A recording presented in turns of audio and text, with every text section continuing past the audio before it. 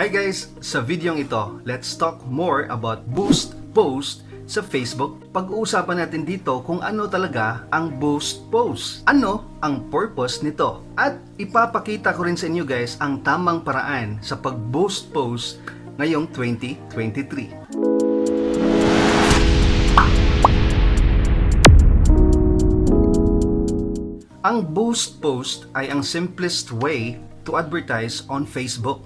Take note guys, pwede kang mag-boost post gamit ang iyong cellphone ha. Dito ko lang sa laptop ginawa para mas madali at kitang-kita sa screen guys. Take note guys ha, ang boost post ay iba sa Facebook ads. Soon, gagawa rin ako ng vlog or tutorial about Facebook ads. But for now, let's talk about boost post sa Facebook page. Ang naka-nice nito guys is di mo na kailangang pumunta sa Meta Ads Manager to do this kind of ads. Kasi ang boost post is direct mo nang gagawin sa iyong Facebook page mismo. At itong mga rason guys or purpose kaya tayo mag-boost post. Number 1, for audience engagement. For example, i-boost mo ang iyong certain post. Kung gusto mong maraming mag-likes, mag-react, or mag-share sa post na yan, makakatulong ang boost post for audience engagement. You can also use boost post if you want to develop brand awareness. For example, may product ka at gusto mong maraming makakaalam na may produkto kang ganyan para ma-aware sila guys. So, ayun, kailangan mong i-boost ang iyong certain post about your product. Okay? And it's also a great way to maximize visibility. So, gaya yung sinabi ko kanina guys, kung gusto mong maraming makakakita sa post mo, so boost post can maximize visibility and to grow your audience. Kasi nga, through your ad, maraming mag-like, mag-share, di ba? That means marami kang pwedeng ma-invite ng mga new followers. Pwede mo rin sila i-convince sa iyong ad na follow me for more ganyan, okay? So, you can target the right audience for your business or brand. So, yan ang mga purpose kaya tayo mag-boost post. Take note, pwede kang mag-boost post hindi lang sa business page, pati rin sa personal page ay pwede rin. Example, may gusto kang post na gusto mo maraming mag-like o mag-share dyan. So yun, pwede mong i-boost yan guys. At ngayong 2023 ay pwede na rin ang personal profile as long as naka-professional mode yung Facebook account mo. Same lang naman ang pag-set up nito. Alright, so ngayon I'll show you the proper way on how to do boost post. Okay, so first ang gagawin mo is syempre, pupunta ka sa iyong page kung saan gusto mo mag-boost ng post, okay? So, here, this part guys. And for this tutorial, so ito yun guys, ang aking isa-sample. Alright, so once nandyan ka na sa iyong page, so click this one para mapunta ka sa timeline. Okay, so next thing to do, hanapin mo ang post na gusto mong i-boost. For example, it's all about t-shirts, mga motivational t-shirts or inspirational t-shirts. For example, this one. Anyway guys, just in case na makita mo sa ibaba is boosting may be unavailable, hindi mo pwedeng i-boost yan. Hanap ka ng ibang post na may ganito. Okay, then after that, pag makaselect ka na, i-click mo itong boost post.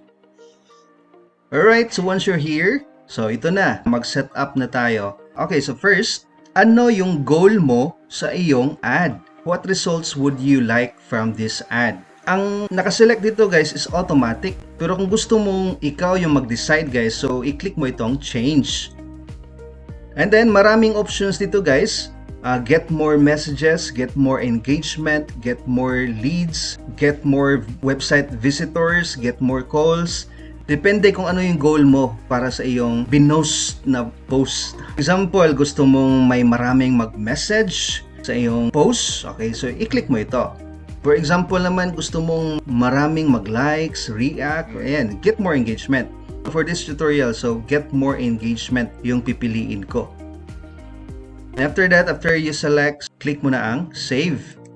Okay, so next thing to do is fill in the details for your ad. Yung ano ko kanina, pinili ko is get more engagement. So, i-change ko rin ito. Kasi engagement lang, di ba? Likes and reacts, yung gusto ko, comments, mga ganyan. So, no button ang pipiliin ko guys. Pero kung get a message, so itong send a message, send message. Akin is engagement, no button. Then after that, pumili ka na ng audience. You can choose a recommended audiences or you can create a new audience. Pwede mo maano dito guys, ma-customize yung kung anong gusto mong audience or kung sino ang gusto mong audience. Okay, for example, audience details. Taga saan sila para ma-edit ito guys. So, click lamang to. So, depende sa iyo kung ano yung gusto mong gender. Ang target mo, all, men and women ba? Men or women. Okay, so for this tutorial, so itong pipiliin ko, all. Then, choose an age, anong edad nila. For example, 20 to 44 years old. Okay. Then, pwede mo ilagay dito yung locations guys kung taga saan yung target mo. Okay, so dito lang, i-type mo lang yung location dito for this. Okay, so skip ko na to. Whole Philippines na mga target ko dito guys. Then dito sa detailed targeting, pwede ka pumili mga interest. Ano ang mga bagay kung saan interested ang iyong target customer or target client. For example, sa aking ito guys is about t-shirt. So i-type ko dito yung about t-shirt. Okay, so ito. Pwede rin itong couple t-shirt. Pwede mong lagyan ng marami guys ha. So depende sa iyo. Pwede rin itong pipili natin about fashion. Okay, so pwede rin fashion design, ayan. Since ang t-shirt natin is about motivation, pwede rin lagay natin motivational motivational quotes, ayan. Pwede rin inspirational quotes, ayan. So depende sa iyo guys. This is a way to target your audience. Kaya nga tinatawag itong detailed targeting. At ito naman yung mga estimated audience size. Okay, so marami. Depende talaga sa budget mo. Then after that, you can click the save audience. Alright, so may audience details dito na yung ating sinelect kanina. And dito naman tayo sa duration guys. Kung ilang days yung ad mo. For example, yung ad mo is 2 days lang. So yun, so automatic na siya nalagay yung end date. Then after that, nandito naman tayo, total budget. You can provide a custom budget. Kasi nandito, ang recommended ni Facebook guys is 700. Pagka i-click mo na itong post tapos 700 yung nakalagay dito. So, i-change natin to. Edit natin to guys. So, i-click mo itong parang lapis. For example, yung budget natin is, for example, 110. Okay, so done. At dito naman sa placements guys, as you can see, nalagay dito, Instagram. So, Facebook lang. Unless kung kasali yung Instagram. Unselect mo na itong Instagram. So, Facebook na lang ang naiwan. Ayan guys. Sinabi dito, nag-error siya dito guys sa total budget. The minimum budget is 56.88 per day na pala. So, your budget needs to be at least 113.76. Okay, so, sorry guys, tao lang, no? Okay, so, click natin to. Ito pala yun. So, ang kailangan is, for 2 days, is yung 113.76 for 2 days. Okay, change natin. Alright, so once tapos ka na mag-set up, para makapag-boost post na tayo. So, i-click mo itong add funds. Pero before ka maka-boost ng post guys, ay dapat ma-set up mo muna ang iyong payment method.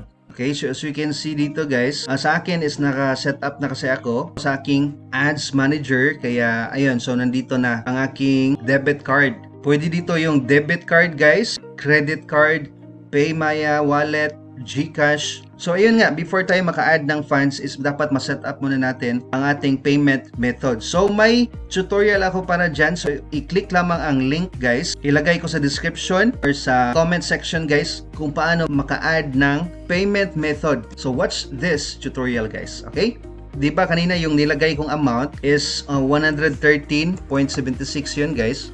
I-edit natin to kasi nilagay dito 700. Yari tayo dyan guys. Ito din ang amount na ilalagay ko kasi automatic naman itong i-deduct sa card ko. Then after that, i-click mo na itong next. Pero this tutorial is hindi pa ako mag-boost post. Assuming lang na na-click na itong next. Okay?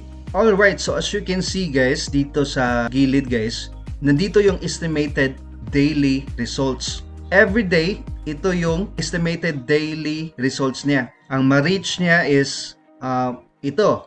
Then engagement is possible 65 to 187 persons ang mag-like or react or mag-comment dito sa ad ko.